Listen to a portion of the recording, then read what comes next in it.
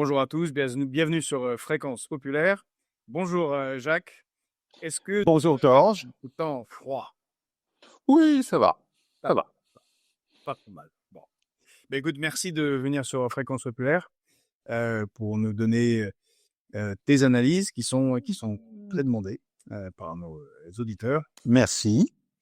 Euh, mais c'est normal, en général, elles sont intéressantes, fondées et argumentées, donc peut-être que ceci explique cela. Mais à chaque fois qu'on se voit comme ça pour discuter en visio, il se passe énormément de choses. Et entre-temps, il s'est passé, je sais même pas si on s'est parlé depuis le Venezuela. Le Venezuela, le Groenland, Ouais. euh, Davos qui vient de se terminer.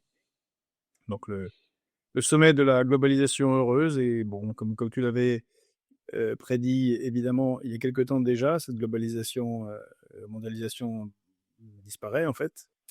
Et euh, comment tu as perçu, toi, ce sommet de Davos où le Premier ministre canadien Mark Carney a levé le voile des illusions, hein, pour ceux qui en avaient encore, sur l'ordre mondial depuis 1991, et sur la panique européenne, des Européens, pendant le discours de Donald Trump sur l'accord, on ne sait pas s'il y a vraiment un accord sur le Groenland, et sur cette volonté de l'annexer. Alors, ce qui s'est passé à Davos, c'est quand même intéressant parce que le fait qu'il y ait eu justement la reconnaissance d'un état de fait, hein, la mondialisation est morte, mais ça va au-delà. Le prétendu monde régi par des normes, qui était l'objectif justement de cette globalisation, bah, ce monde a disparu de fait. Alors, on le savait depuis plusieurs années. Je rappelle qu'au début de 2021, Carmen Reinhardt, qui était l'économiste en chef du Fonds monétaire international, avait dit que la crise de la Covid avait été le dernier clou dans le cercueil de la mondialisation. Et qui dit dernier clou, évidemment, suppose qu'il y a eu des clous avant. Bon. Euh, donc voilà, cet essai. Mais le fait que McCartney ait pris acte de cela, l'ait dit en tant que tel, c'est effectivement quelque chose d'extrêmement important. Sachant que McCartney n'est pas vraiment un bolchevique ou un enragé de l'altermondialisation. Il était quand même gouverneur de la Banque du Canada, de la Banque d'Angleterre. C'était un monsieur globalisation plus plus. Oui, alors en même temps, il est moins pro-globalisation comme l'était Trudeau. Trudeau avait justement cette dimension des gens de gauche qui se sont ralliés à la mondialisation et qui veulent toujours en faire encore plus, encore plus, encore plus. Bon. McCartney, il a justement cette espèce de réalisme froid des banquiers internationaux, des banquiers centraux, qui a certaine, je dirais, un certain mérite dans la situation actuelle. Et effectivement, il dit les choses comme elles sont.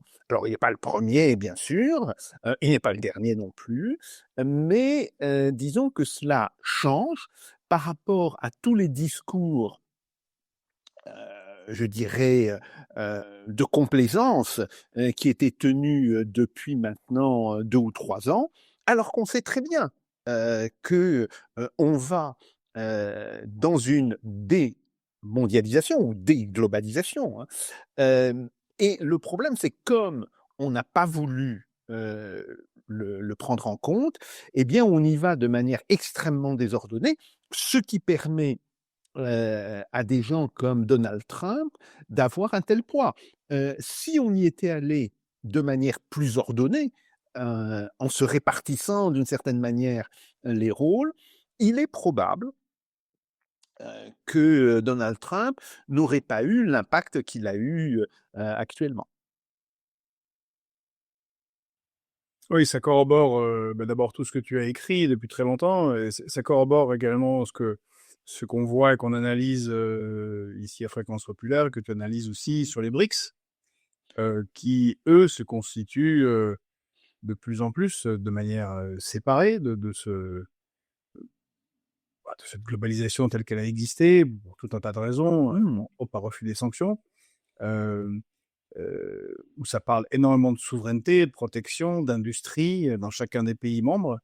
Et l'Europe semble avoir du mal quand même à s'adapter dans les mots, mais c'est un peu comme à l'époque du Covid. Il fallait refaire l'industrie médicale, faire des médicaments, faire des appareils de respirateurs. Bon, il me semble que depuis, on n'a pas fait grand-chose, même l'inverse. Comment ça se fait que ces Européens, qui visiblement maintenant sont étriés par Trump et commencent à s'en rendre compte, par les Américains, c'est pas que Trump, hein, ça a commencé avant lui, comment ça se fait qu'il y a cette incapacité à s'adapter?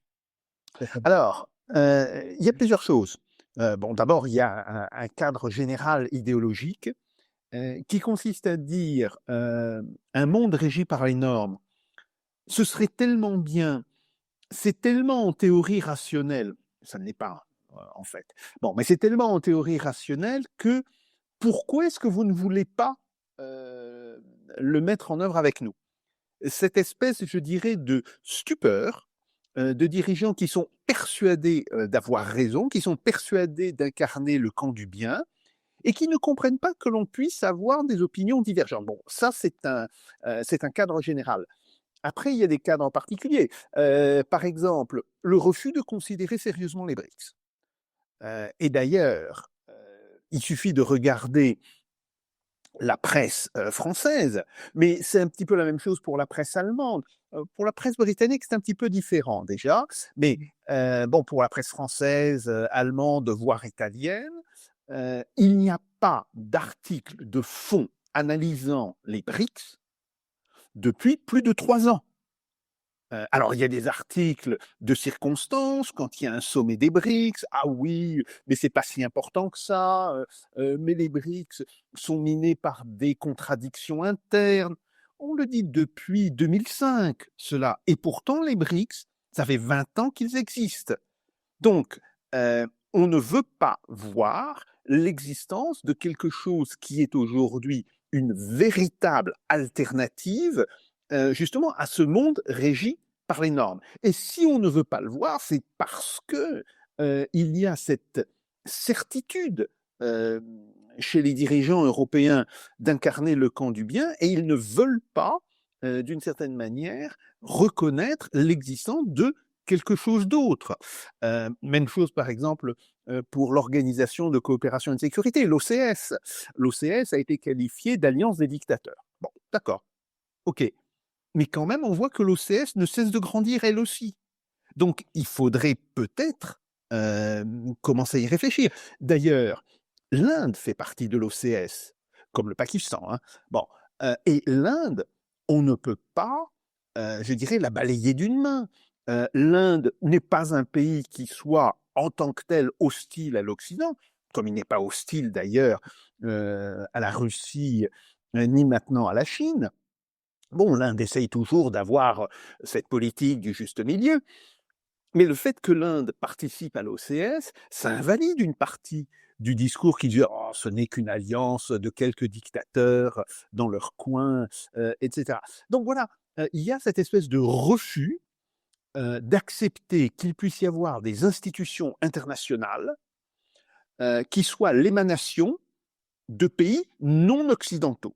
Et ça renvoie à un imaginaire très colonial, en réalité, des Européens. Alors, un petit peu moins des Américains, d'ailleurs. Il faut voir que les États-Unis sont, je dirais, plus souples intellectuellement par rapport aux BRICS et à l'OCS.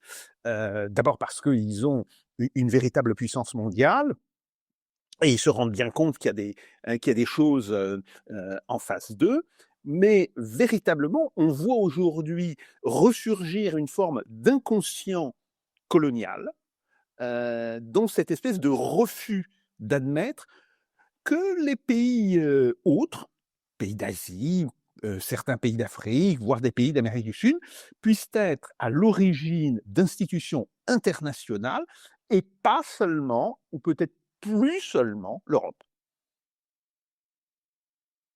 Oui, ça, on en reste un peu toujours avec nos dirigeants, avec Tintin au Congo et Tintin à Lotus Bleu. On a un peu du mal à sortir de cette imagerie. Euh, euh, alors, ce qui est intéressant, c'est que d'une certaine manière, pardon, dans le discours de Marc Carnet, il y avait il y avait une sorte de ressentiment, d'incompréhension en même temps, de dire que bon, bah, ces règles servaient à ce que l'Occident domine le reste du monde, mais maintenant ça s'abat sur nous-mêmes, comme si nous étions nous-mêmes des gueux, en somme, et c'est ce que fait Donald Trump. Il traite les Européens comme non seulement de la valetaille, mais des choses qu'on peut exploiter, pressurer. Et nous, cette histoire du Groenland on aimerait vraiment avoir ton avis sur cette affaire du Groenland. Bon, d'abord, on comprend pas très bien qu'est-ce qui a été décidé. Hein. On est sorti de Davos avec des gens, ça y est, c'est sauvé, ils vont pas envahir le Groenland. Un accord a été signé, apparemment des cessations de territoire quand même si rien de public n'est sorti. Et puis, bon, visiblement, Donald Trump a déjà oublié et parle tout le temps d'annexion. En même temps, il y a l'OTAN. L'OTAN est dominée par les États-Unis. C'est panique à bord. Comment tu vois la situation? Est-ce que les États-Unis vont refaire avec le Groenland au Danemark ce qu'ils ont fait avec les îles vierges danoises, qui sont devenues les îles vierges américaines en 1917? Ou est-ce que où il y aura un arrangement et s'il y a une annexion de facto ou de juré du Groenland, qu'est-ce que devient l'OTAN dans cette affaire? Alors, la première chose qu'il faut dire, ce qu'avait dit cette vieille fripouille d'Henry Kissinger. Henry Kissinger, avec plusieurs millions de morts au compteur, mais c'était néanmoins un homme remarquablement intelligent. Et un prix Nobel de la paix. Tout à fait.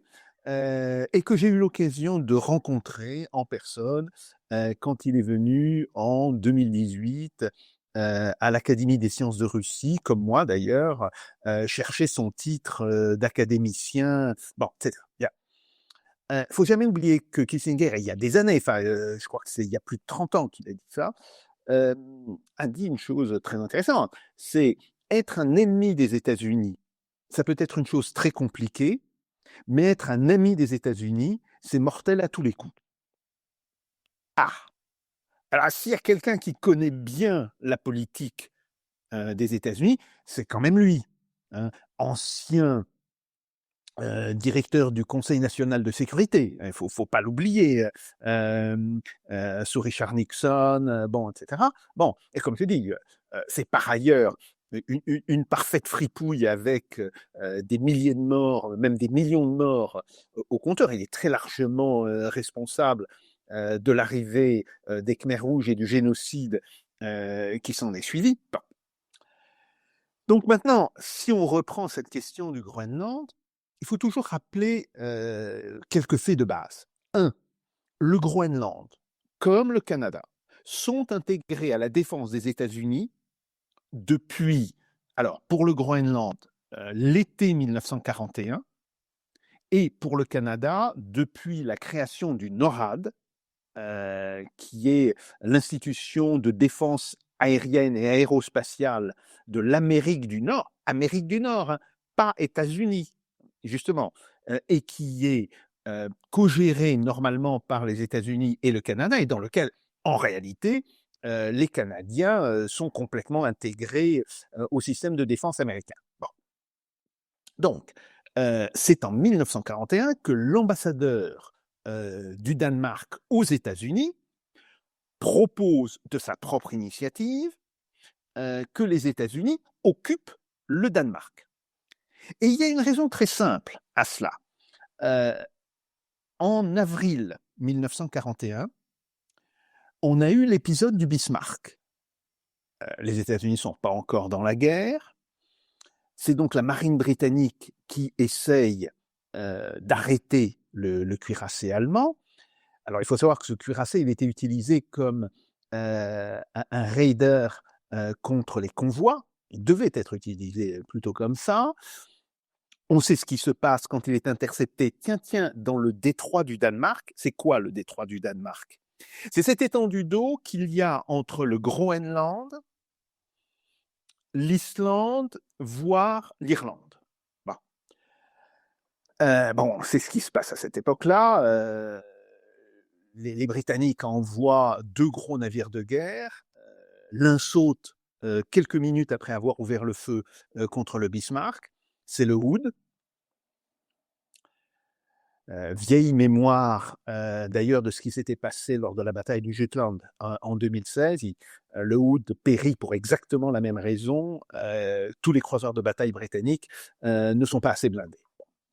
OK. Et puis, bon, après, des épisodes qui sont assez célèbres en histoire militaire, finalement, les Britanniques arrivent à coincer le Bismarck et à le couler. Mais cet épisode met en évidence l'importance, justement, de cet espace maritime qu'on appelle le détroit du Danemark. Et si on veut contrôler le détroit du Danemark pour protéger les convois qui passent plus au sud, dans l'Atlantique Nord, il faut évidemment avoir des bases au Groenland.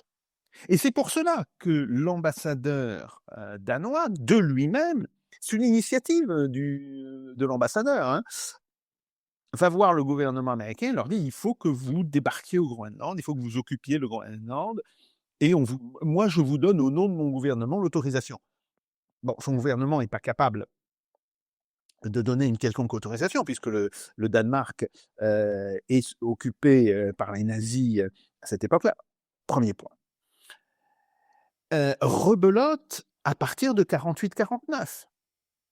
Là encore, dans le cadre de la guerre froide, je dirais la grande crainte des marines, d'ailleurs tant américaines que britanniques, c'est le débouché dans l'Atlantique Nord de sous-marins soviétiques. Alors on pense à cette époque-là que les sous-marins soviétiques, des soviétiques vont construire jusqu'à 1000 sous-marins sur les plans des sous-marins allemands de la fin de la Seconde Guerre mondiale. Bon, panique, développement de programmes anti-sous-marins absolument gigantesques. Et on constate que ce qui devient très important, c'est ce qu'on appelle le Duke Gap. Alors qu'est-ce que ça veut dire Duke? Greenland, Iceland, United Kingdom. Et donc on voit bien qu'il faut bloquer en fait ce passage pour empêcher les navires de combat et les sous-marins soviétiques de pénétrer dans l'Atlantique Nord. Là encore, ça met le Groenland sur le premier plan. Mais il y a maintenant un autre phénomène, c'est le risque d'un bombardement aérien. L'Union soviétique fait détonner sa première bombe nucléaire en 1949. Et très rapidement, il produit des bombes nucléaires opérationnelles. Je crois que la première bombe nucléaire opérationnelle est livrée à l'aviation soviétique en 1952 ou début 1953, si mes souvenirs sont bons. Et donc, évidemment, il y a le problème du contrôle de l'espace aérien nord et qui passe par le pôle, puisque la route la plus courte pour des avions, puis pour des missiles soviétiques, c'est de passer par le pôle. Résultat, constitution du NORAD, donc qui intègre le Canada, et redébarquement des Américains sur le Groenland, qui vont construire au nord-ouest du Groenland la base de Thulé.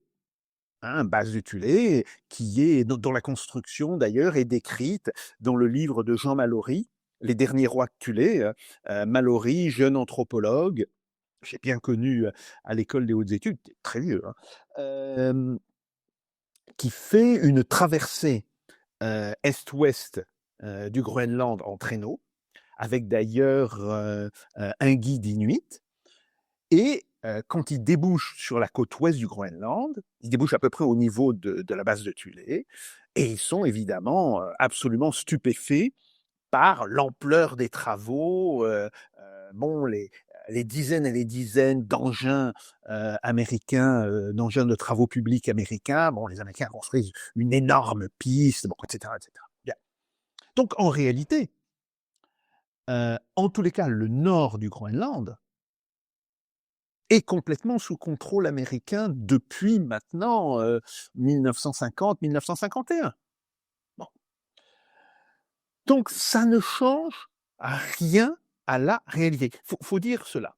Par contre, ce que veut Donald Trump, c'est, pour ce qui concerne le Groenland, c'est évidemment formaliser cela, parce que il pense aussi à la possibilité d'exploiter des terres rares qui se trouveraient dans le sous-sol groenlandais, sous la couche de glace. Bien. Quelque chose qui fait doucement sourire les Russes, parce qu'ils ont un petit peu l'habitude d'opérer ces latitudes. Oui, d'accord, vous voulez faire des mines? Très bien. Oui, on peut le faire. Oui, nous l'avons fait. Maintenant, il faut que vous sachiez qu'il y a 1500 mètres de glace d'abord à percer, donc ça sera pas simple. Bien. Mais pour Oh, le avec reste, si vous... un peu de changement climatique, ça fond. Oui, Une oui, centaine de mètres en moins. oui, voilà.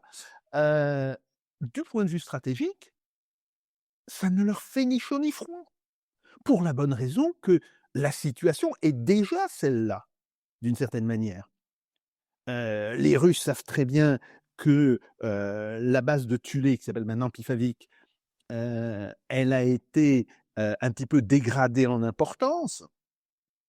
C'est essentiellement le ravitaillement en vol qui l'explique, mais il y a toujours des radars de détection aérienne et spatiale extrêmement importants. Ça fait partie de la ligne B-News.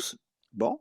Donc pour eux, l'occupation militaire américaine du Groenland, c'est déjà un fait. C'est un fait depuis des dizaines d'années. Donc c'est pour ça qu'ils ne réagissent pas sur la question. Alors maintenant, qu'est-ce que veut Donald Trump? Ben, je crois qu'ils ont réellement... Comme les Russes réagissent, comme tu as très bien dit, les Russes, bon, c'est quasiment secondaire, puisque c'est acté déjà. Il est même possible, nous on a fait l'hypothèse, car lors de la rencontre Trump-Poutine à Anchorage, en Alaska, ils aient discuté de cela et que Poutine ait pu dire faites donc,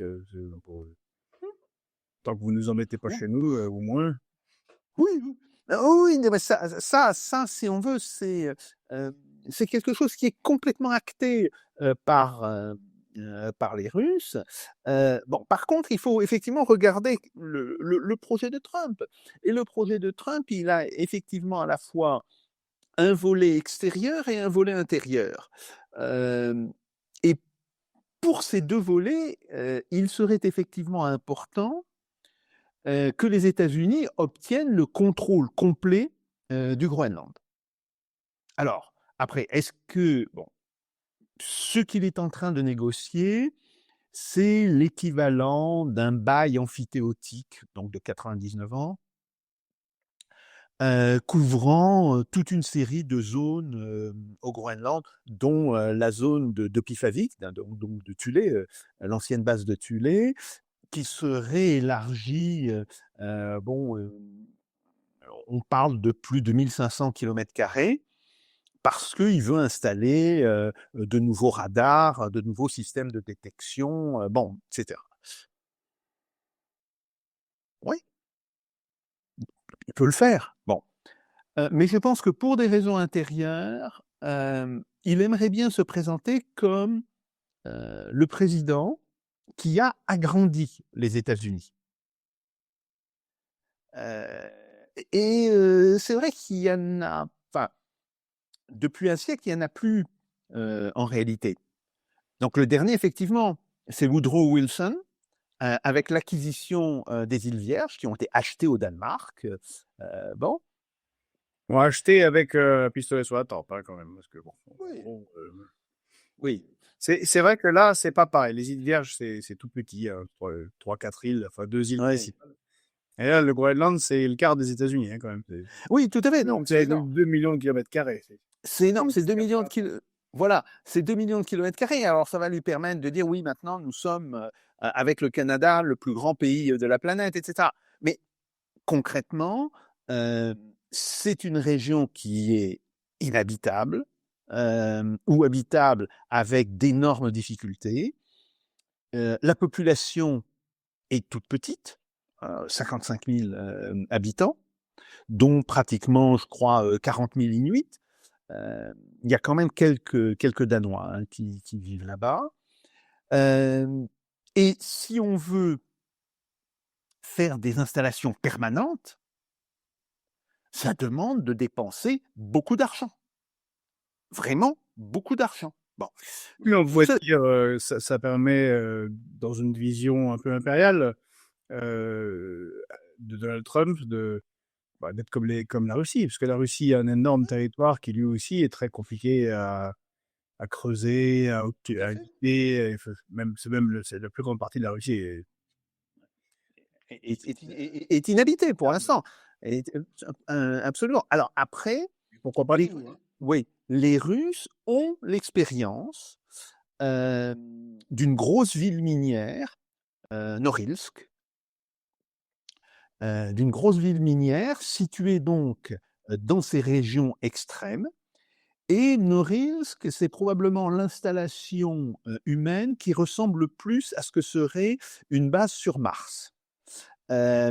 Autrement dit, donc Norilsk est complètement coupé du monde 6 mois par an.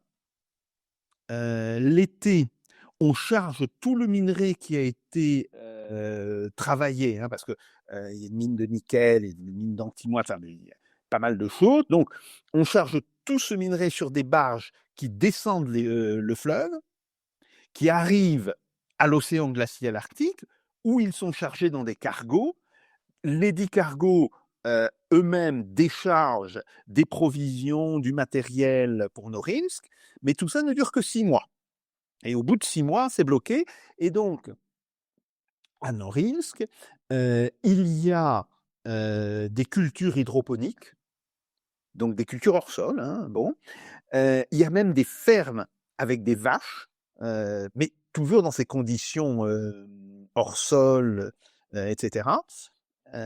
J'avais la mère d'une de mes étudiantes russes que je partageais avec une collègue de Nanterre, qui était d'ailleurs la chef comptable d'une grande entreprise à Norilsk, et qui disait, oui, ben, on peut survivre par moins 40, moins 45 degrés, bon, mais ça veut dire qu'on sort très peu, on vit dans des souterrains ou on se déplace dans des souterrains.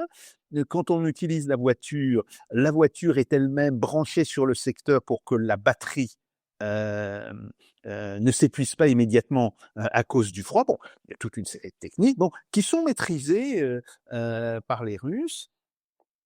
Et donc, effectivement, les Russes, eux, ils ont l'habitude de ça. Ils ont l'habitude tout simplement parce que ils ont développé ce type d'installation depuis plus de 40 ans ou peut-être plus de 50 ans. Donc voilà, c'est en Russie, ça fonctionne. Si les États-Unis veulent le faire au nord du Groenland, les Russes disent, bah, très bien qu'ils le fassent. Ils verront quel type de difficultés ils rencontreront. On leur souhaite bien du plaisir, parce que nous, on sait ce que c'est. Bon. Donc voilà, il y a ça. Mais je crois que ce qui est important, c'est bien la dimension psychologique et politique, évidemment. C'est l'idée de dire, je veux que les États-Unis, enfin, ce que pense Trump, c'est je veux que les États-Unis soient le plus grand pays du monde. Bon. Ça veut dire effectivement acquérir d'une manière ou d'une autre le Groenland, même s'il n'en a pas besoin, même si dans la situation actuelle, il a déjà tout ce qu'il veut au Groenland. Mais formellement, il veut l'acquérir. Et puis il y a la question du Canada. Alors, ce qui était intéressant, c'est la déclaration qui était de dire ah, si l'Alberta voulait faire sécession, nous serions prêts à l'aider économiquement, etc. En sachant que l'Alberta est effectivement l'une des provinces du Canada les plus américanisées. Donc, il y a une petite option sécessionniste, je dis bien petite, parce que malgré tout, le mouvement sécessionniste est très loin d'être majoritaire. Bon, on peut imaginer que d'ici quelques années, il puisse devenir majoritaire. C'est pas impossible, quand même pas la plus grande des probabilités. Mais bon, disons, c'est pas impossible. Sauf qu'il faut savoir une chose. Si jamais le Canada est confronté à la sécession de l'Alberta, d'autres provinces feront sécession, notamment le Québec. Ça va relancer l'indépendantisme québécois. Et l'indépendantisme québécois est, de manière virulente, anti-américain. Donc c'est un point intéressant. Et là, on voit vraiment que Donald Trump met le doigt dans quelque chose qu'il ne connaît pas. En réalité, le processus de réorganisation du Canada, parce que il faut savoir que à la fin de la Seconde Guerre mondiale, en 1945, le Canada est plus une confédération qu'une fédération. Il y a un processus de fédération, enfin de fédéralisation plus précisément, qui se met en place, et là, qui notamment en réaction à l'indépendantisme québécois. Et c'est d'ailleurs à travers cela que l'indépendantisme est en partie contrôlé, jugulé. Bon. Mais si un État fait sécession, ça aura des conséquences immédiates sur le problème de l'indépendance du Québec. Donc il faut savoir, est-ce que c'est ça que veut Donald Trump? Parce que là, il y a, là, il y a un vrai. Si on avait autre chose que Macron à la tête de l'État, un sort de Gaulle, peut-être qu'il pourrait trouver un accord, et puis nous, on pourrait proposer un partenariat avec le Québec. Oui, tout à fait. Sauf que ce n'est pas ce que veut Trump. Trump, il veut tout. Il veut tout le Canada, et il n'est pas idiot. Parce qu'il sait très bien qu'une partie de l'électricité qui alimente le nord-est américain, le nord-est des États-Unis, notamment New York, vient du Canada. Les grands barrages de la Manicouagan. Bon. Il sait très bien que l'Ontario, en partie le Québec, mais surtout l'Ontario, c'est un gros sous-traitant pour l'industrie automobile américaine. D'ailleurs, pour ça, au moment de la hausse des tarifs douaniers, très rapidement, ils ont trouvé un accord pour, je dirais, les biens qui venaient des États-Unis au Canada et qui repartaient du Canada vers les États-Unis, et qui étaient importants pour le fonctionnement de l'industrie automobile et des camions américains. Même chose à l'ouest, Colombie-Britannique, etc.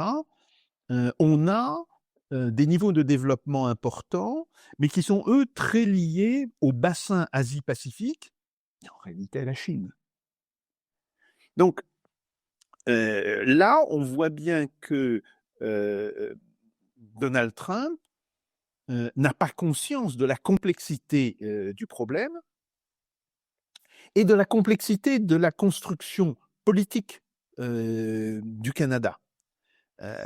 Mais disons, Jacques, le Canada, c'est peut-être un pont trop loin, même pour ceux qui connaissent certaines filmographies de guerre, comme tu l'indiques clairement. Et puis c'est compliqué.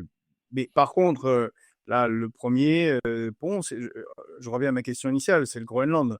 Donc toi, tu penses qu'il peut y avoir une annexion de facto, mais éventuellement une annexion de jure. Parce que ça nécessiterait d'étendre sur la carte, c'est joli, ça fait un plus grand pays, et ben voilà. Beaucoup de ressources, que ce soit minières ou halieutiques. Enfin bon. Et puis, bon, faut pas oublier, je pense que les États-Unis et pas seulement Donald Trump sont très très agacés par le fait qu'il n'ait qu'une faible accès à l'Arctique et à ses ressources par un tout petit bout qu'il a l'Alaska. Avec le Groenland, ça ouvre beaucoup plus le champ. Mais donc je reviens à ma question. Toi, tu penses qu'il peut y avoir une annexion?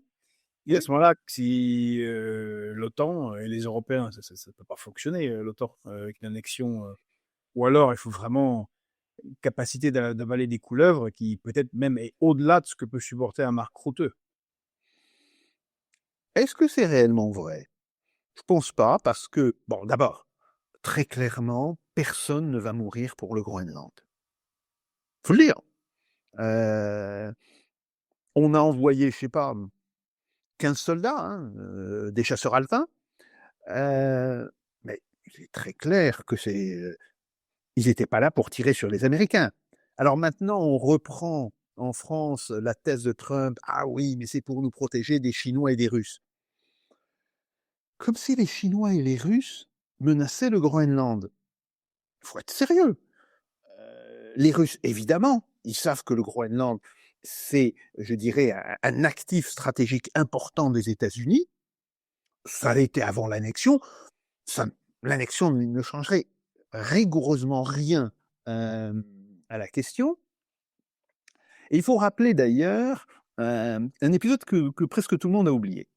En 2008, au début de la crise financière, le premier pays qui plonge, c'est l'Islande. Hein, il y a la faillite des banques islandaises, bon, etc. Et la Russie propose un prêt de 5 milliards de dollars pour stabiliser la situation. Qui a dit non immédiatement? C'est le gouvernement américain. Pourquoi? Ben, c'est toujours l'histoire du Joe Gap. Les États-Unis ont construit des stations d'écoute sous-marines au Groenland et en Islande, et il n'était pas question que l'Islande passe d'une manière ou d'une autre un petit peu sous l'influence russe. Donc ils ont dit non. Et le gouvernement islandais a accepté. Bon, il s'est pas mal débrouillé d'ailleurs pour régler la crise. Bien. Mais donc là, on voit d'emblée, les États-Unis, et depuis très longtemps, ils considèrent que le Groenland, l'Islande sont des questions absolument cruciales pour leur sécurité. Et on en revient toujours à la même question, l'accès à l'Atlantique Nord. Si on tire une ligne sur une carte, on voit très bien que Groenland, Islande, Royaume-Uni, c'est en réalité le verrou de l'Atlantique Nord. Alors, par ailleurs, ce verrou fonctionne dans les deux sens. Si ça empêche, normalement, c'est censé empêcher, hein, des sous-marins et des navires russes de rentrer dans l'Atlantique Nord, pour les Russes, en réalité, c'est aussi une garantie que les navires de l'OTAN n'iront pas au-delà de cette ligne. Parce qu'à ce moment-là, ils devraient affronter d'abord des conditions navales assez compliquées, mais vraiment compliquées. Hein. Tout le monde s'était demandé, ah tiens, pourquoi les Soviétiques, ils n'ont pas fait un vrai porte-avions? Tu sais, dans les années 70, il y avait eu l'entrée en service du Kiev, du Minsk, de ces fameux croiseurs anti-sous-marins. Un très joli euphémisme utilisé par les Soviétiques. Bon. Et c'était en fait des croiseurs avec un pont d'envol sur le côté, mais qui gardaient une étrave de navires conventionnels, etc. Pourquoi? Tout simplement à cause des conditions de mer à ces latitudes. Dans la Seconde Guerre mondiale, on a le cas d'un porte-avions d'escorte. Alors, pas un gros porte-avions, ça devait faire 12 000 ou 14 000 tonneaux, bon, qui se prend une vague, qui passe sur le pont d'envol et qui défonce le pont d'envol, ce qui fait que quand la vague se retire, eh bien, on voit que le pont a la forme d'un U. Il a été défoncé par l'eau, etc. Grosso modo, il peut y avoir des vagues qui atteignent les 15, voire les 20 mètres de haut. Donc, c'est compliqué. Et donc, ça veut dire que très probablement, même les énormes porte-avions américains auraient du mal à fonctionner normalement dans ces eaux-là. Ce qui veut donc dire que les sous-marins, les navires lance-engins, comme par exemple le croiseur Kirov, qui est une énorme plateforme pour des missiles anti-navires et anti-aériens, seraient peut-être plus efficaces que des porte-avions. Donc, ce que l'on voit, c'est que le fameux Le choix qu'ont clairement fait les Russes, hein, ils ont le Kuznetsov, je crois que c'est le dernier porte-avions, oui, ils vont le déboulonner. oui, tout à fait, tout à fait. Il n'y a pas de porte-avions en construction. Donc Non, non, non, non, non, non, non. Ils ont décidé d'abandonner la construction de porte-avions, mais on voit que donc ça fonctionne dans les deux sens. Ça fonctionne pour l'OTAN et pour la marine américaine, oui, mais ça fonctionne aussi pour la marine russe. Et donc, d'une certaine manière, tout le monde est heureux. C'est heureux. Chacun chez soi. En dessous de la ligne du Duke Gap, c'est les Occidentaux, essentiellement les Américains. Au-delà, c'est les Russes qui contrôlent cet espace et qui ont d'ailleurs très probablement la plus grande expérience de l'opération de sous-marins sous la calotte polaire. Et ils ont par ailleurs la première flotte, et de très loin, de brise-glace. Ils ont 47 brise-glaces. Je crois que les États-Unis n'en ont que 7. Avec 4 autres en construction, d'ailleurs c'est intéressant, en construction en Finlande. Les chantiers navals américains ne savent plus faire ce type de navire. Et puis les Russes ont des brise-glaces nucléaires. Oui, tout à fait. Tout à fait. Encore autre chose.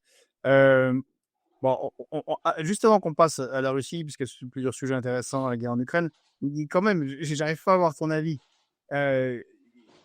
La Russie a envahi l'Ukraine en 2022 et l'Ukraine défend les valeurs européennes, mais aussi la sécurité de l'Europe. Bon, c'est un délire dont était aussi enfoncer les Européens et l'OTAN.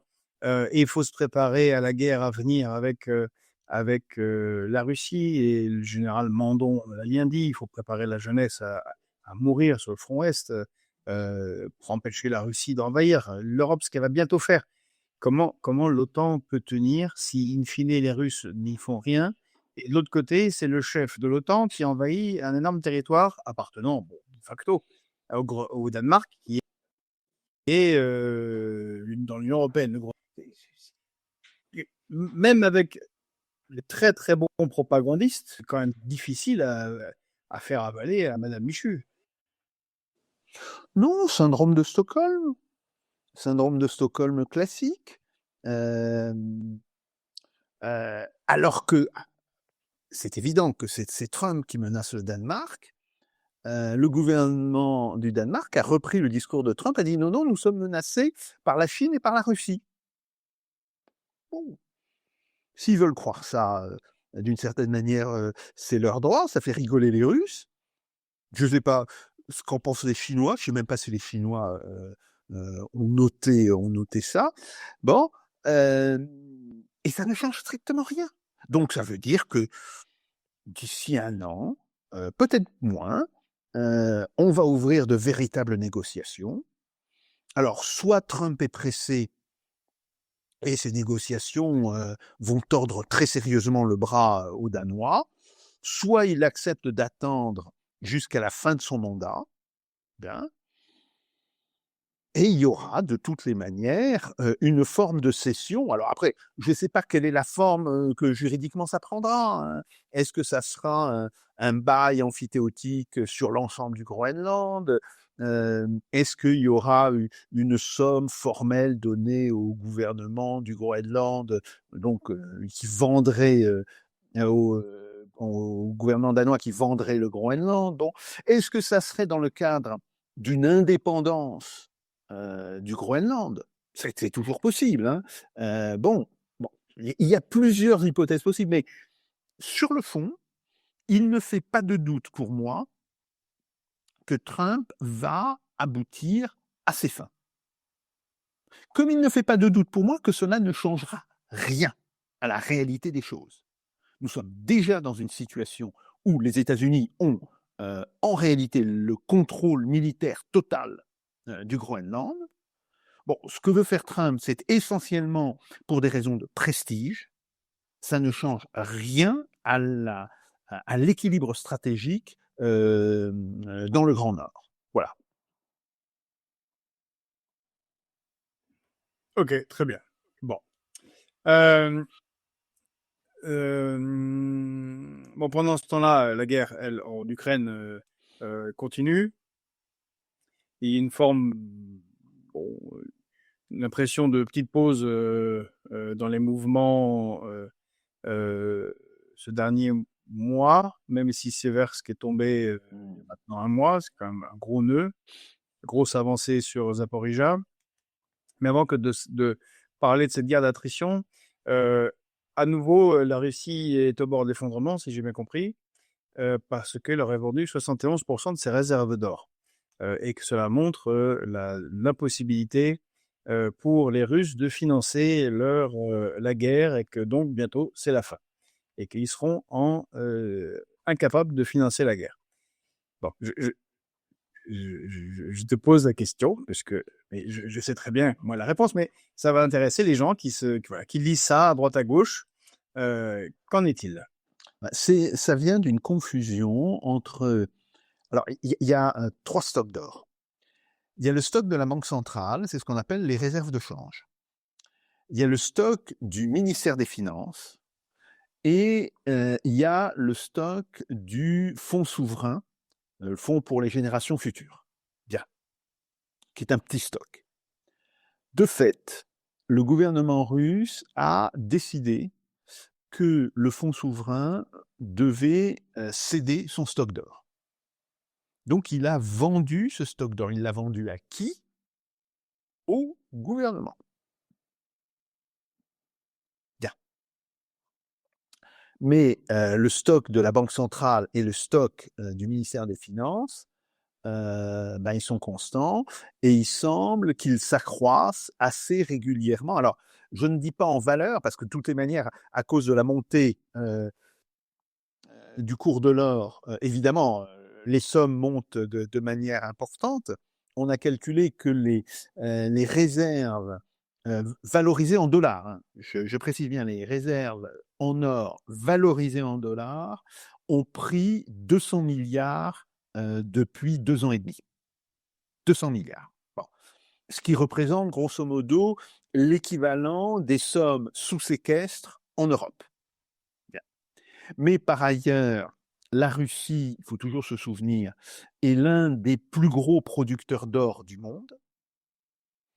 Et de fait, le ministère des Finances rachète une partie de cet or.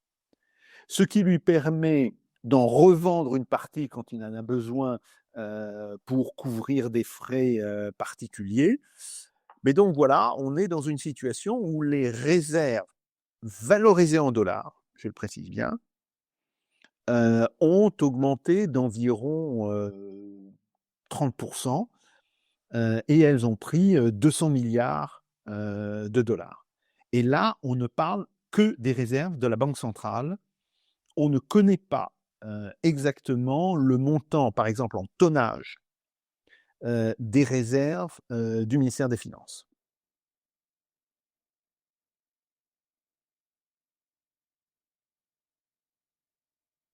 Pardon, le micro a été coupé. Donc c'est encore une information gouvernement. Oui, c'est ce qu'on appelle une fake news.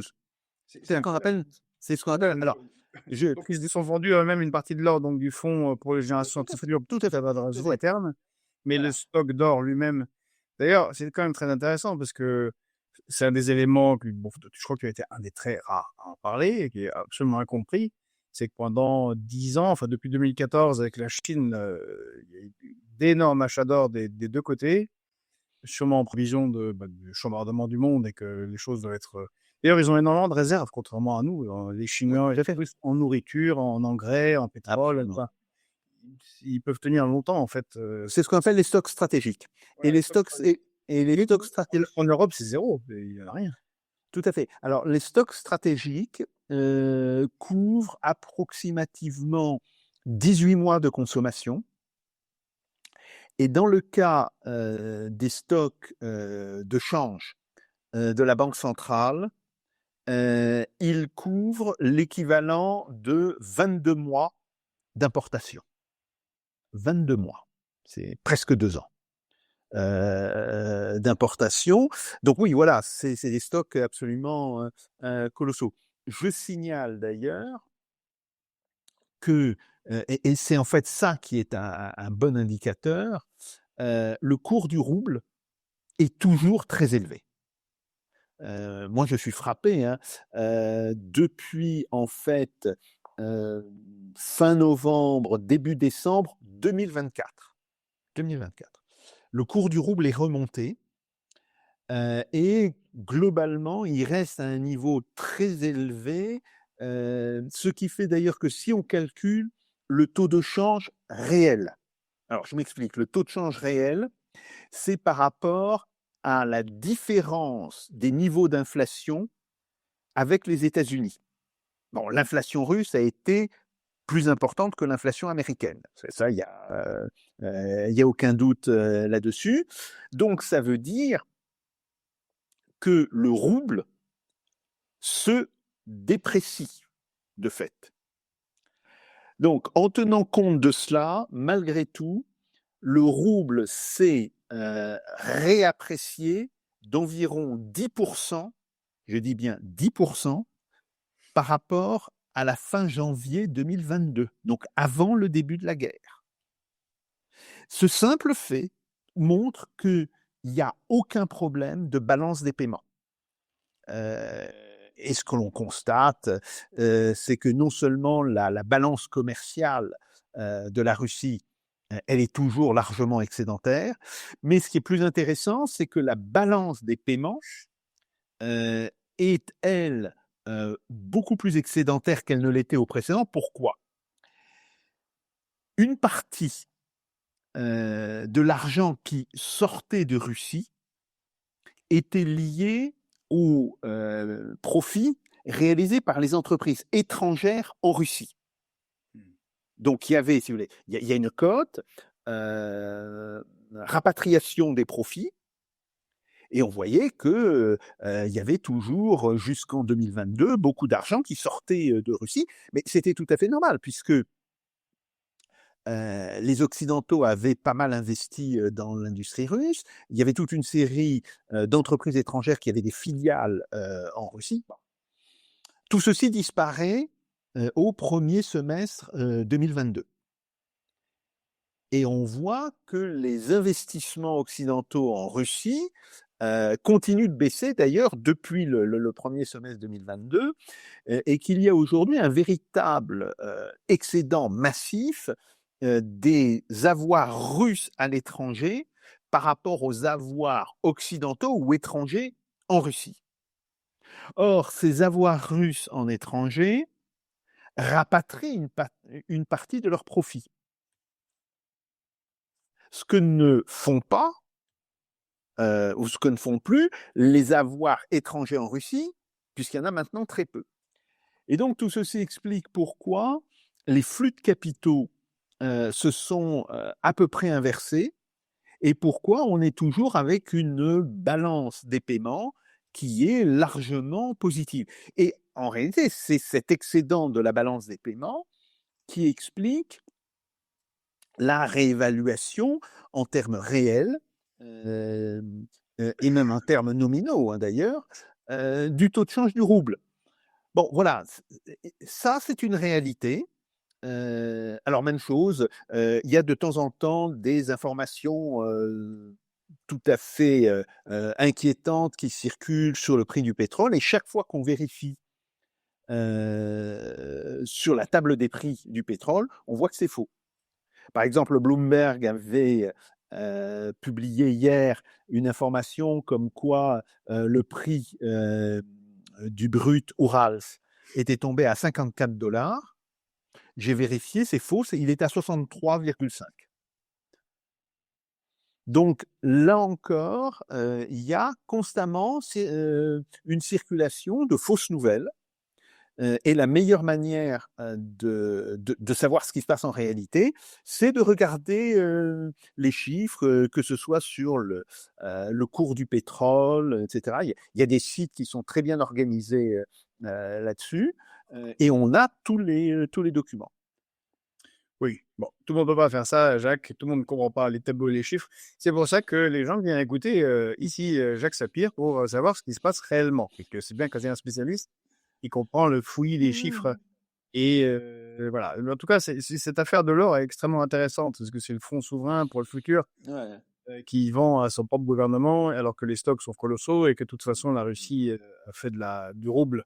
Ce que je disais, qui était peu analysé à part toi, en mai 2002, ce qui était peut-être le moment principal de leur victoire, disons, face aux sanctions, de faire du rouble une monnaie de réserve, adossée à l'or et aux matières premières. Bon, 10 blocs complètement passés sous les radars ici, toujours 4 ans après.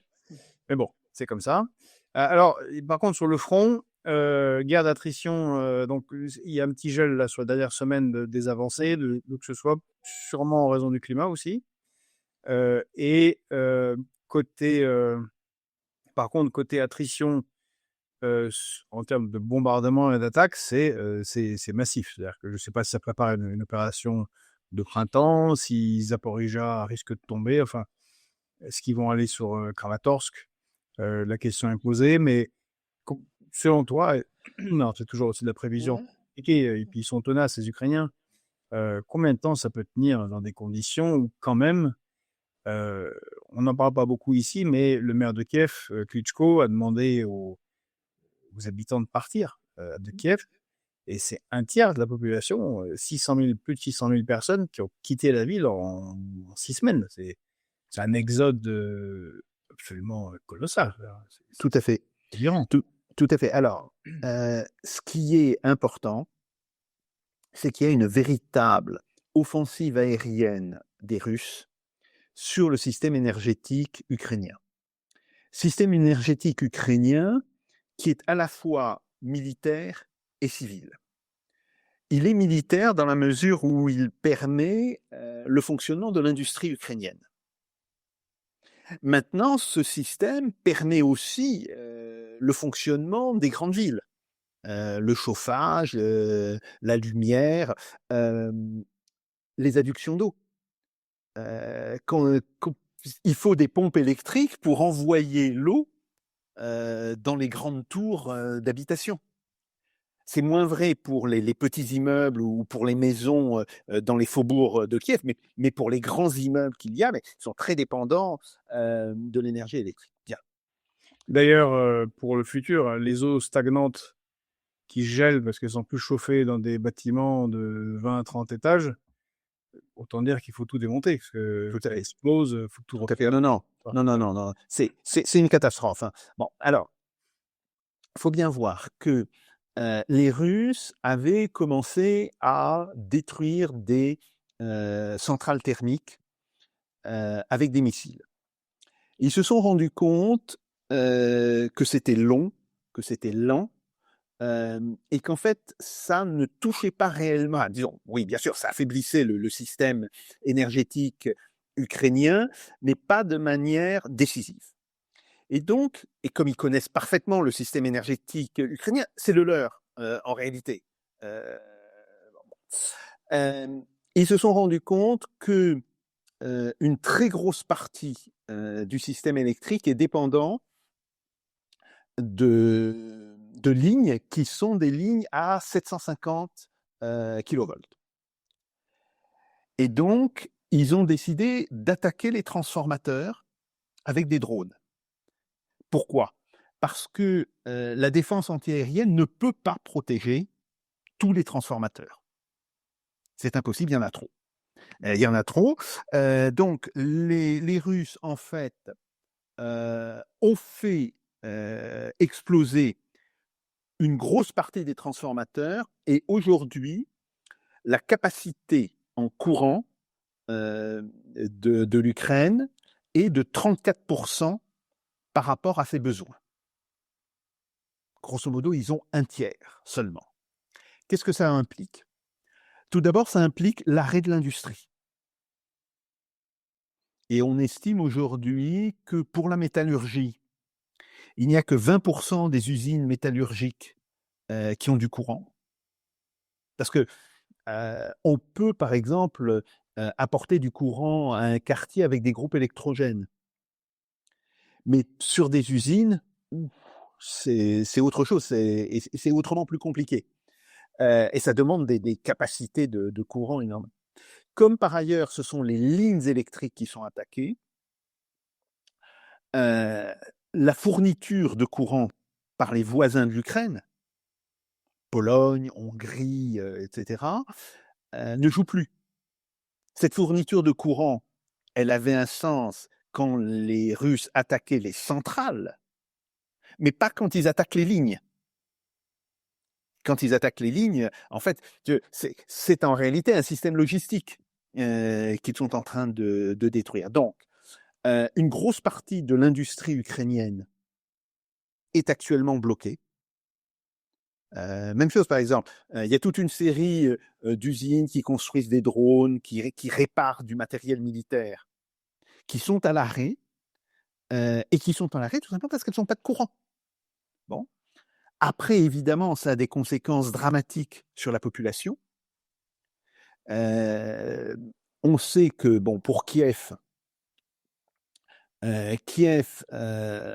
en réalité, la ville n'a plus de courant qu'environ 3 à 4 heures par jour. C'est la même chose pour les 2 tiers de Kharkov. C'est la même chose pour la moitié d'Odessa. Et visiblement, les attaques russes se concentrent maintenant sur Zaporijjia et Dniepropetrovsk, ce qui veut dire que dans les jours qui viennent, ces villes vont être elles aussi privées d'électricité. Troisième point, le transport ferroviaire. C'est essentiel dans un pays en guerre, hein, le transport ferroviaire. Parce que les tonnages de matériel sont tels qu'il est très difficile de tout faire fonctionner par la route. Donc, transport par voie ferrée est extrêmement important. Aujourd'hui, comme on n'est plus qu'avec le tiers du courant disponible, ça veut dire qu'il y a toute une série de lignes électrifiées qui ne le sont plus. Alors, les Ukrainiens tentent de pallier à cette situation en ressortant des vieilles locomotives diesel qui datent de la période soviétique. Oui, mais c'est très très très loin d'être suffisant. Et donc là aussi, il y a une forme de paralysie du transport qui est en train lentement de se diffuser dans le pays. C'est la guerre d'attrition sur l'arrière, sur l'économie. Tout à fait, c'est la guerre. Alors, c'est quelque chose que l'on connaît. C'est quelque chose qui avait été fait en Serbie, en particulier, hein, lors des bombardements de l'OTAN en Serbie. Mais d'ailleurs, c'est très intéressant. On a écrit un petit papier, je te coupe, parce qu'on a, on a trouvé que l'OTAN avait effacé un document qui était en ligne depuis des années, un interview d'une responsable des opérations de l'époque de la guerre de l'OTAN, où elle répondait à un journaliste tout à fait franchement, comme toi, en disant bon bah les 3 premières semaines sur l'armée serbe se sont avérées bon, finalement assez peu efficaces. Donc on a basculé sur la destruction complète de l'appareil industriel et énergétique du pays pour les faire chuter. Tout à fait. Ils l'ont enlevé Trace pour que ça fasse pas sympa. Je te signale que le document, en fait, j'ai pu le retrouver. Il a été... Oui, je la retrouve aussi. Tu vas voir. Voilà, bon, on peut toujours le retrouver. Mais alors, tous les gens qui disent: «Oui, mais c'est un crime de guerre» et cetera. Non, non, c'est une pratique, classique, dans un conflit et d'ailleurs, les Alliés ne s'en sont pas privés sur l'Allemagne, en réalité. Il y a c'est un petit peu anecdotique, mais il y a un très grand raid qui est connu. C'est un raid qui a été mené par une vingtaine de bombardiers britanniques contre les barrages allemands. Et si on visait les barrages, c'est parce qu'on visait évidemment les centrales électriques qui étaient alimentées par l'eau des barrages. Euh, L'Allemagne, c'était les nazis. Comme tu as dit, il y a eu la Serbie et puis il y a eu l'Irak. Voilà, c'est destruction Tout à totale. fait, tout à fait, tout à fait. Donc voilà, on est dans cette situation et il faut savoir que un transformateur détruit, il faut entre 18 et 24 mois pour le reconstruire. Donc ça veut dire que ça, ce sont des destructions pérennes. Par ailleurs, il faut un personnel ultra qualifié pour remettre en état un transformateur, pour reconstruire un transformateur. Ce qui veut dire que le volume de destruction sature de très loin les capacités de reconstruction. Et donc ça, c'est quelque chose qui va durer.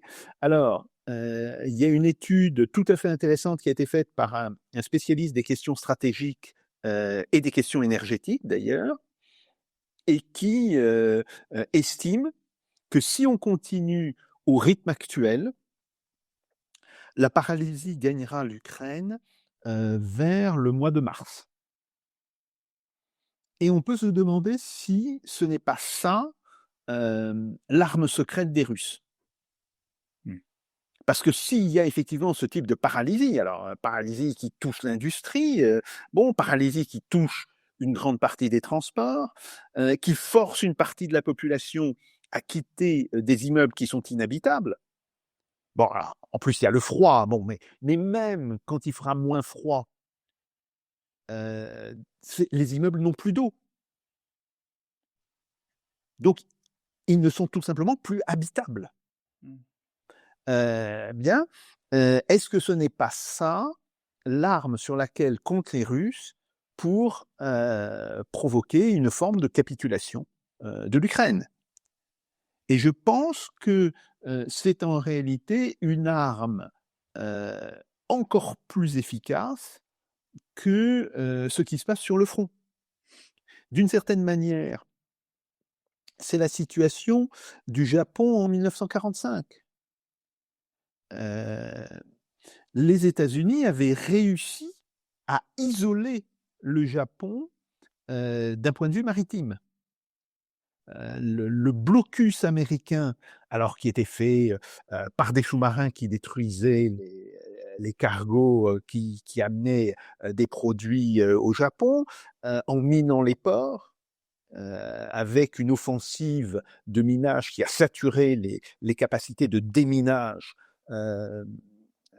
des forces japonaises, etc., ils avaient en réalité gagné la guerre de ce point de vue-là.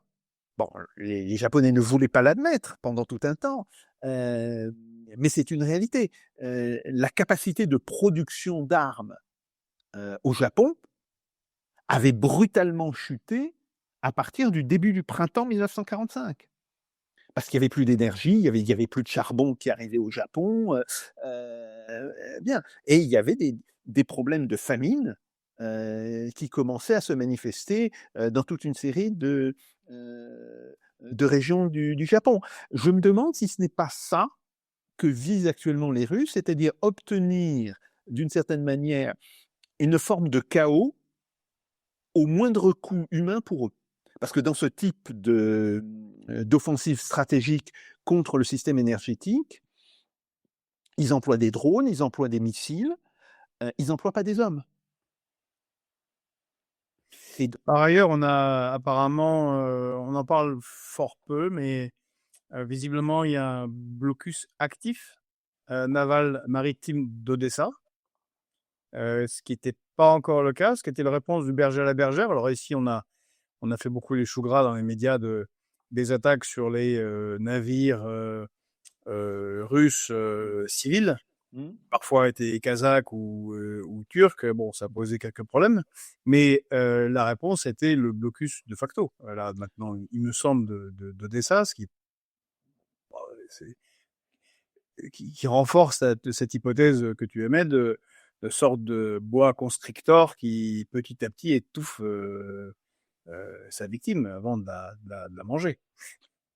Tout à fait. Alors, un point intéressant, on parle beaucoup des exportations de grains de l'Ukraine, oui, qui étaient très importantes pour l'Ukraine, mais il y avait aussi les exportations de tournesol. L'Ukraine est un très gros producteur mondial, je crois que c'est même le premier producteur mondial de tournesol, de graines de tournesol. Et la Russie a attaqué aujourd'hui non seulement les ports, mais aussi les usines de trituration de tournesol, ce qui fait que la capacité de production a baissé de 80%. Donc oui, effectivement, les Russes sont aujourd'hui dans une stratégie d'étouffement global de l'Ukraine. Et je pense que pour eux, ça devient même plus important que ce qui se passe sur le front. Parce que d'une certaine manière, cette stratégie, elle est relativement indolore pour la Russie. Ça leur permet de limiter au maximum les pertes. Et au bout d'un moment, les unités ukrainiennes qu'ils ont en face se trouveront sans matériel, parce que s'il n'y a plus de capacité de réparation, le matériel disponible va diminuer très rapidement. Dans une société qui est en train de s'effondrer, et donc ils pourront à nouveau attaquer sans gros problème. Donc, tout ceci montre que globalement, le deuxième trimestre devrait être le trimestre où il y aura des changements importants qui se produiront. Parce que je ne pense pas que ceci donne des résultats avant la fin mars. De toute façon, c'est la période, il va falloir attendre même mi-avril pour que les sols soient pas détrempés des fonds de neige. Pour l'instant, les sols sont durs. Hein.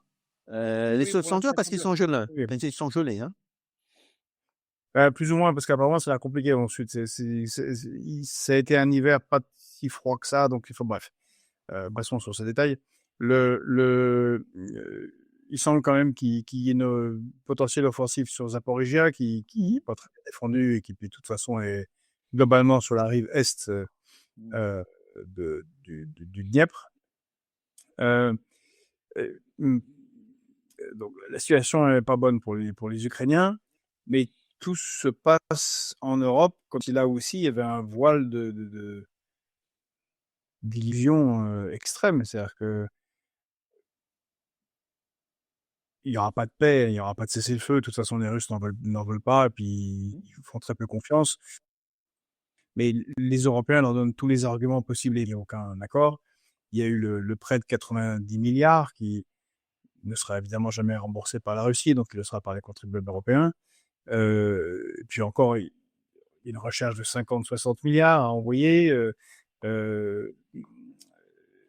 Volodymyr Zelensky à Davos demandait 300 milliards, 1300, j'avais même pas me souvenir. Non, 300. 300 milliards supplémentaires. Et 800, qui faisaient partie eux-mêmes d'un prêt de 800 milliards, mais étendu sur 5 ans. Et les chancelleries occidentales font tout comme si demain, je sais pas, un miracle va se produire sur le front et la Russie va s'effondrer. C'est délirant, non? À ce stade. C'est délirant, et d'ailleurs,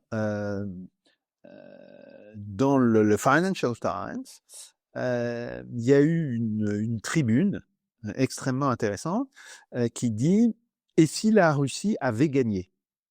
Il dit ça: «Et si la Russie devait gagner ou allait gagner? Si elle avait gagné?»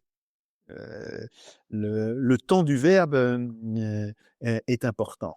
Et qui est un article, je dirais, très factuel, comme on dit en anglais, matter of fact. Euh, et qui dit effectivement, et comment est-ce que l'Union européenne va s'adapter à cela? Et effectivement, je reprends mon idée, enfin ce que tu as dit, le boa constrictor qui est en train d'enserrer et d'étouffer sa proie, ce qui semble être maintenant la stratégie de la Russie, fondamentalement, au mois de mai ou de juin, les perspectives pour le gouvernement ukrainien seront désastreuses. Soit continuer la guerre et là être confronté à des effondrements en masse et de la société et de l'armée, soit accepter les conditions des Russes. En réalité, je pense que ils devraient prendre les devants et les accepter dès aujourd'hui. C'est ce qu'a fait par exemple le maréchal Mannerheim en Finlande. Quand il a vu que l'armée finlandaise allait être effectivement étouffée par l'armée soviétique, c'est là où il a dit à la radio, mes chers concitoyens, mes amis, on s'est bien battu, on a résisté tant qu'on a pu, aujourd'hui on ne peut plus, autrement il ne va plus y avoir de Finlandais, et donc il faut négocier. Et donc, cette espèce de retour des réalités, c'est important. Sauf que le problème, c'est que Zelensky a construit toute sa légitimité sur la poursuite de la guerre et sur l'idée nous allons vaincre. Et c'est ça le principal problème. Donc je suis de plus en plus persuadé qu'il faudra que Zelensky soit mis de côté d'une manière ou d'une autre, que quelqu'un d'autre arrive au gouvernement pour que s'ouvrent des négociations réelles. En tout cas, clairement, les Russes, ça leur convient bien, Zelensky. Hein. C'est la date que tu fais une erreur, laisse l'adversaire continuer son erreur. Bien sûr, bien sûr. Tu parlais de l'effondrement de la société, mais franchement, en hiver, un tiers de la population de la capitale quitte la capitale. Je pense que c'est pire que ce qui s'est passé à Paris en juin 40. Je ne crois pas qu'un tiers des Parisiens aient quitté Paris en juin 40. Oui, oui, oui. Imaginez ce que c'est, 600 000 personnes, femmes, enfants, il faut bien qu'ils aillent quelque part. Bon, je veux Et bien qu'ils ils ont pas il de faut imaginer, d'achat. tout à fait. Mais il faut imaginer aussi qu'il y avait déjà une partie de la population de Kiev qui était partie. Oui, C'est pas comme si Kiev était dans l'état d'avant-guerre. Il y a déjà, non, bien sûr, mais il y a déjà des dizaines et des dizaines de milliers qui sont partis. je pensais, j'aime bien penser en termes logistiques, parce que c'est le peu de choses que j'ai appris intéressantes à l'école de guerre pour les officiers de réserve, d'état-major. Mais c'est un peu annoncé comme ça. 600 000 personnes ont quitté Kiev. Mais ils vont où? Ils mangent quoi? Ils font pression sur quelle autre ville d'Ukraine? Ils sont partis où? En Europe? Ben, c'est pas clair du tout. Logistiquement, pour la, pour l'État ukrainien, c'est un cauchemar. Parce que s'il y en a autant, j'imagine qu'il y en a énormément de Dnipro, de Zaporizhia, de Poltava, de Kharkov, comme tu l'as dit, sans eau, sans chauffage, sans a priori de retour avant longtemps de quoi que ce soit correspondant à un minimum de confort de base du XXe siècle. Bon, pas très bien pourquoi les gens reviendraient. Enfin, bref. Bon,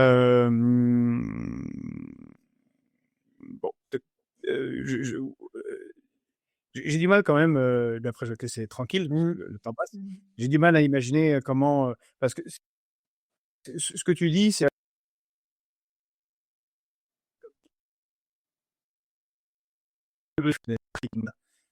complète avec capitulation et saisie de territoires immenses par la Russie, comment Mmh. en même temps, comme dirait Emmanuel, l'OTAN pourrait survivre à une défaite dans laquelle, elle a dit, ce sera la défaite de l'OTAN si elle perdait en Ukraine, Mmh. plus la saisie du Groenland par les États-Unis. Vraiment, j'arrive pas à imaginer un OTAN fonctionnel ou pris au sérieux par le reste du monde. Oui, effectivement, effectivement. Alors, ça ne veut pas dire qu'il n'y aura pas une nouvelle alliance militaire qui va se créer. Et je pense par exemple que c'est le projet de Macron. Macron n'a jamais été un grand enthousiaste de l'OTAN, il faut s'en souvenir, hein. Il a eu même des mots, très durs, hein, sur l'OTAN. Et ce qu'il voudrait faire, c'est probablement une alliance avec, la Grande-Bretagne, l'Allemagne et l'Italie. Oui, ça peut se faire, d'autant plus que sur ces 4 pays, 2 sont des puissances nucléaires. La Grande-Bretagne, bon, même si la Grande-Bretagne, son système nucléaire est en très, très, très, très, très mauvais état. De ce point de vue-là, le système nucléaire français, est très largement au-dessus. Bon, mais voilà, on a ça. Par ailleurs, une des raisons d'être de l'OTAN, c'était effectivement le parapluie américain. Alors, heu compte tenu des relations entre l'Union européenne et les États-Unis, ça pose problème. Mais même s'il y avait une amélioration rapide, des relations entre, les États-Unis, heu et heu et l'UE, on aurait un problème de capacité. Parce que ce que l'on vient d'apprendre et hem, ça c'est lié au déploiement, autour de l'Iran, c'est que sur les 11 porte-avions américains, il y en a que 3 qui sont opérationnels. Pourquoi? Bah, tout simplement parce qu'il y a des gros problèmes dans les arsenaux, et dans les entreprises de construction navale américaines qui prennent des retards absolument phénoménaux, pour l'entretien, des autres porte-avions. 3 sur 11. 3 sur 11, ben, on est pratiquement au niveau de la Chine, qui a 2 porte-avions opérationnels et un troisième qui est en train de faire ses essais, visiblement.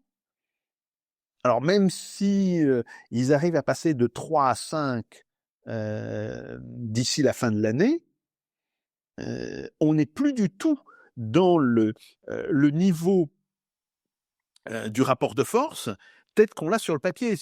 Si tu ouvres, le Janes, all the, all the warships, bon aujourd'hui tu vois, oui bon, les États-Unis ils ont 11 porte-avions, les Chinois ils en ont 3, dont 2 sont opérationnels, il y a pas photo. Oui d'accord, combien de porte-avions sont opérationnels? Et on voit que là, d'un point de vue opérationnel, on est sur un rapport de force beaucoup plus équilibré. Donc de toutes les manières, il y a un problème de surextension, de la puissance, militaire, américaine qui n'arrive plus à maintenir son appareil militaire en dépit des sommes phénoménales qu'il dépense. Ce qui est d'ailleurs un problème, hein, parce que quand on dépense de telles sommes avec un résultat aussi mauvais, il y a un petit problème dans la manière dont on les dépense. Moi, si j'étais, au département de la défense, américain, je lancerais immédiatement une enquête là-dessus. Parce que c'est pas possible. C'est pas possible que les États-Unis dépensent autant d'argent pour obtenir des résultats aussi mauvais. Donc là, il y a un vrai, problème. On sait que le système, militaire américain est capable de produire des choses d'extrême avant-garde, oui, et encore sur ce point, heu, ils sont égalés, voire dépassés, par la Russie et par la Chine, mais ils n'arrivent plus à produire en quantité, d'une certaine manière. Ou pour maintenir une quantité qui est insuffisante, ils dépensent des sommes astronomiques. Donc là, il y a un vrai problème. Et ce qui est très intéressant, c'est que visiblement, ils n'en ont pas encore pris conscience. Alors peut-être ils en prendront conscience dans les mois qui viennent. Bien. Après tout, ils sont attends, ils sont pas plus bêtes que nous. Ils sont plutôt, je dirais, plus réalistes et plus intelligents qu'en Europe. Mais il y a aussi des intérêts économiques extrêmement puissants. Et ce qui m'intéresserait, par exemple, c'est que je pense à quelques entreprises qui sont spécialisées dans la production des porte-avions nucléaires ou des sous-marins nucléaires. J'aimerais bien voir leur compte d'exploitation.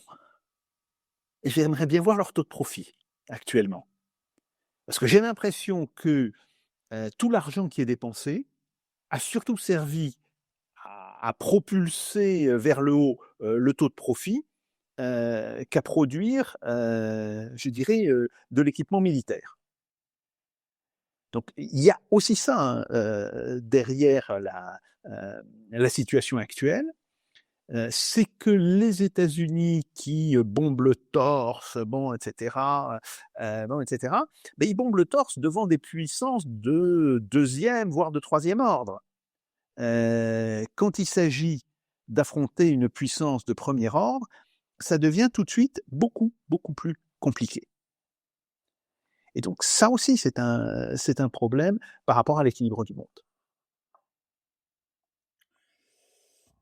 Eh bien, merci Jacques. Je crois que on t'a accaparé longuement aujourd'hui. C'est toujours très intéressant. On voudrait te garder encore plus longtemps. Donc voilà, l'équilibre du monde, the balance of power, est en train de basculer. Évidemment, on sera ravis de te recevoir. Merci beaucoup. Beaucoup de choses à comprendre. C'est pas évident. Et comme on sait, la géopolitique, c'est ce qui fait la politique et elle-même fait l'économie et non l'inverse. Donc, merci encore, Jacques. Merci. Merci à vous tous qui nous avez suivis. N'oubliez pas de liker, de partager, de commenter pour le référencement, à vous abonner si éventuellement ce n'est pas fait encore. Vous pouvez aller aussi sur le site de fpop.media où nous avons un portail numérique qui est gratuit. Vous pouvez lire des articles, y compris des articles de Jacques Sapir, qui de temps en temps nous fait une tribune fort intéressante, et là aussi fort lue d'ailleurs. C'est gratuit, il suffit d'enseigner un email. Et pour ceux qui le veulent, vous pouvez nous aider bénévolement, soit en prenant un abonnement à partir de 2 € par mois, mais c'est bénévole, et soit en faisant un don sur les pages que vous verrez en dessous, Stripe ou Tipeee. Et c'est défiscalisé à hauteur de 66% pour ceux qui payent encore l'impôt sur le revenu. Je vous remercie tous. Très bonne journée et à très bientôt dans ce monde en bascule. Au revoir. Merci.